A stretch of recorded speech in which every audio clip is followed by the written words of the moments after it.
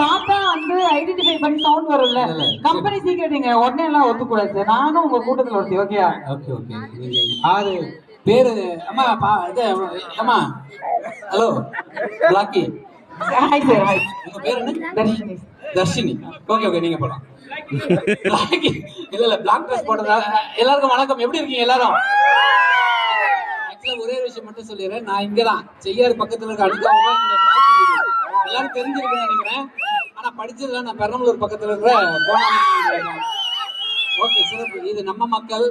ஆனா ஒரு விஷயம், அவங்க தர்ஷினி சொல்லும் போதே கேட்டாங்க, இது போல முல்லை சார் உங்களை கூப்பிடும் போது நான் என்னென்ன சொன்னோம்ல, லொல்லு சபா டீம்ல இருக்கலாம்னு சொன்னாங்க.